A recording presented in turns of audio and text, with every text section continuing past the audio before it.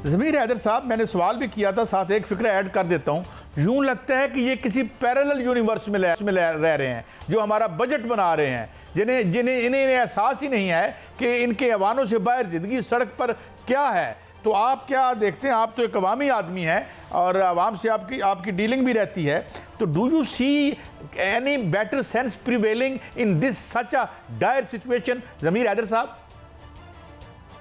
काई साहब, आपने ब्रेक पे जाने से पहले जो बात की, जो मिसाल दी कि कहा यह जा रहा है कि पाकिस्तान श्रीलंका और कीनिया की जैसा बनने की तरफ बढ़ रहा है।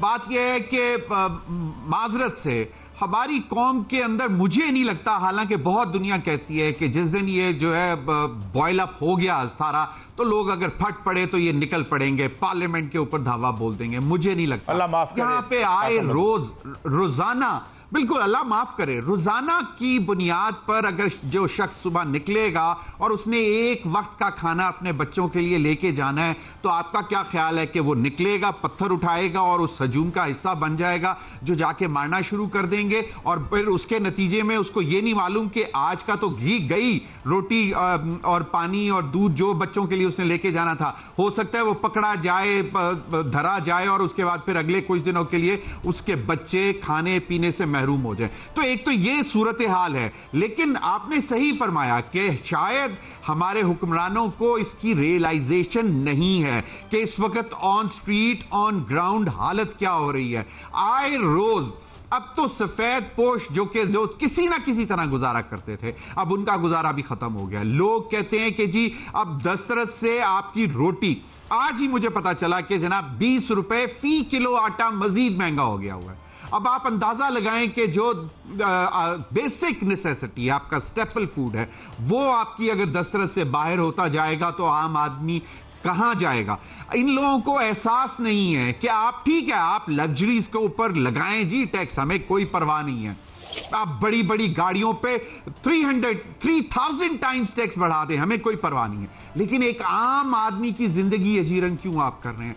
5 रुपए अब फिर दोबारा आप बिजली की कीमत बढ़ा रहे हैं, और आपको मालूम है कि जो पिछले साल इस टाइम पर जो बिजली थी उससे 3 गुना या 4 गुना ज्यादा बिल आ रहे हैं मिनिमम, जो कि बहुत लोअर स्लैब पे है। बात यह है कि आप लोगों की प्रायोरिटीज हम जब देखते हैं ना, वो ये है कि जी नहीं, पार्लियामेंटेरियंस के पर्क्स एंड प्रिविलेजेस बढ़ने चाहिए, जिन्होंने बजट तैयार किया था उनको 3 इंक्रीमेंट्स मिल जानी चाहिए बेसिक पे की, क्योंकि उन्होंने दिन रात काम किया है। और मुझे मालूम है जो कि पिछले 30 साल में मैंने चंद साल जो बजट कवर किया है, 15-16 साल, कि कितना काम, हेक्टिक काम हो रहा होता है, चाहे वो एफबीआर हो, चाहे फाइनेंस हो या दीगर। ज़मीर साहब, अब तो बजट भी हमें बनाने की इजाजत नहीं है, अब तो बजट भी बनाने की हमें इजाजत नहीं है। तो अच्छा, फिर भी अब मैं हम मैं आपकी तरफ दोबारा आऊंगा।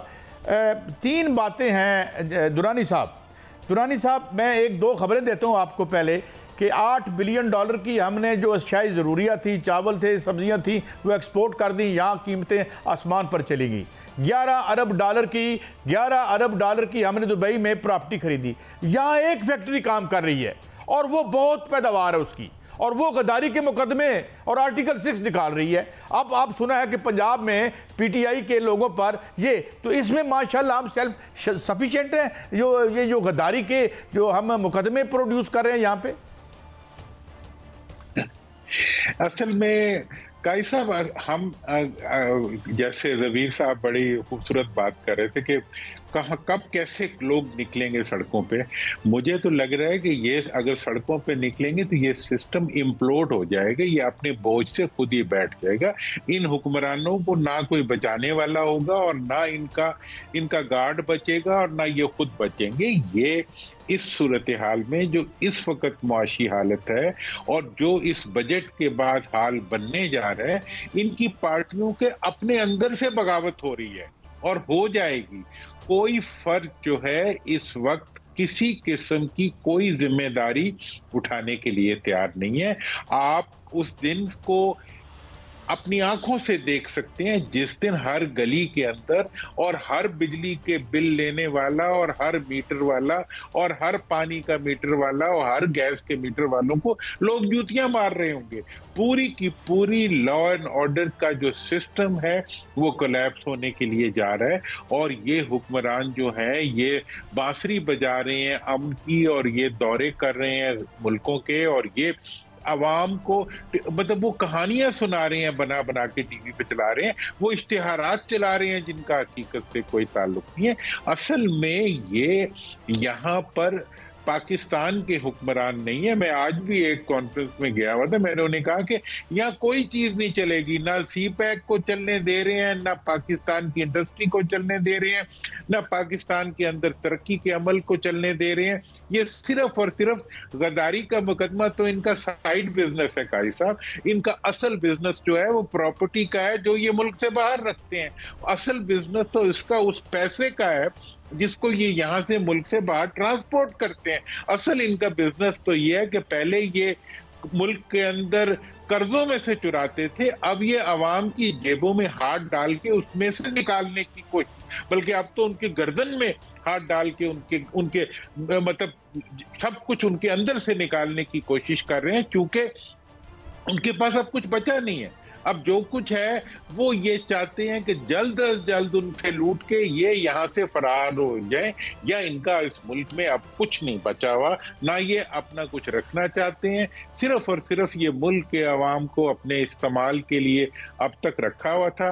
अब उनके जिस्म के खून का आखिरी कतरा तक निचोड़ने के लिए ये बेचैन है, और उसके बावजूद ये हुक्मरान है। तो मैं तो ये समझता हूं कि ये गद्दारियों के मुकदमे अल्लाह करे पूरी कौम को गद्दार डिक्लेयर कर देंगे, ताकि एक दफा हमें अपनी औकात पता चल जाए कि हम हुक्मरानों की नजर में गद्दार हैं। इन्हें गद्दार कहेंगे तो ये तो हमारे ऊपर मुकदमा बना देंगे। अगर ये हमें सारी कौम को गद्दार डिक्लेयर कर दें, हमें वो भी कबूल है, लेकिन हमारी जान छोड़। मतलब अच्छा, ये है कि ये जी आप ठीक कह रहे हैं ज़मीर हैदर साहब, ये प्राइवेटाइजेशन पे जोर है। जो स्टील मिल है वो कह रहे हैं हम उसके हवाले कर देंगे, जो है सिंध के हवाले कर देंगे, हज़ारों एकड़ ज़मीन है उसके साथ। इसके साथ साथ सुना है बाबुओं को DHA में कुछ, मुझे खबर है मुबैना तौर पर जो अखबारों में आई है कि जी उनको घर देंगे 2 अरब के, ये एक चैनल पे चली है। अच्छा, ये इस तरह लगता है कि कोई इतना हम अमीर मुल्क हैं, हम कोई दुबई हैं, सऊदी अरेबिया हैं। When we look at the perks privileges जो मुसलसल ऊपर मिल रही हैं, तो हमें लगता है हमसे ज़्यादा अमीर मुल्क ही कोई नहीं है। घर से बाहर निकल के देखते हैं तो हम एक बाइक पे एक फैमिली के 7 बंदे बैठे होते हैं। तो ये डाइकॉटमी कब तक चलेगी और कब तक ये बर्दाश्त करेंगे? और पॉलिटिकल पार्टीज सो रही हैं जनाब ज़मीर हैदर साहब?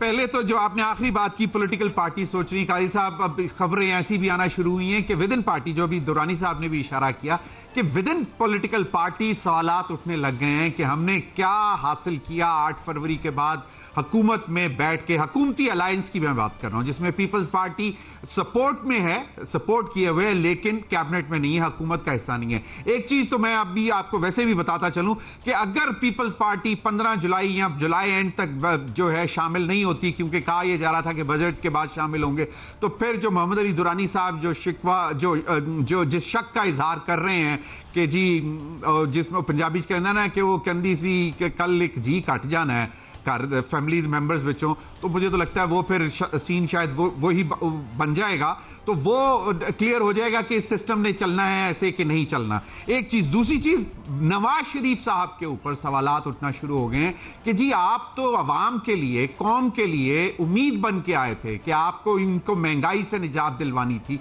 आप खामोश बैठे हैं। आपकी बेटी चीफ मिनिस्टर हैं, पंजाब पाकिस्तान के सबसे बड़े सूबे, 12.5 करोड़ अवाम की वो चीफ मिनिस्टर हैं। वहां पे आप जाकर हालत देखें लोगों की रहने का। वफाक में पूरे पाकिस्तान के प्राइम मिनिस्टर आपके भाई हैं, आप खामोश हैं। आप क्यों नहीं बता रहे कि जनाब ये जो जुल्म इस वक्त हो रहा है इसका कौन, कम से कम बात तो करें, आके बताएं तो सही कि यार ये हुआ क्या है। ये कह देना कि जी हमारे बस में नहीं था, पहले हालात खराब थे। मुझे एक अनवारुल हक काकड़ साहब जब वो केयर टेकर प्राइम मिनिस्टर थे उनकी बात याद आई उन्होंने कहा कि जी ये जो 9 अप्रैल 2022 से लेके जो 9 अगस्त 2023 तक जो भी हुकूमत थी 16 महीने की, उसमें मामला सही नहीं हुए, खराब हुए, जिसकी वजह से ये सारी परेशानियां हैं। उसके बाद अब ये आते हैं तो ये फिर दोबारा उस पीछे डाल देते हैं कि जी वो 9 अप्रैल 2022 को जो हमने हुकूमत ली थी मुल्क बचाने के लिए, हमने अपनी सियासत कुर्बान की रियासत बचाने के लिए, आज भी वही है।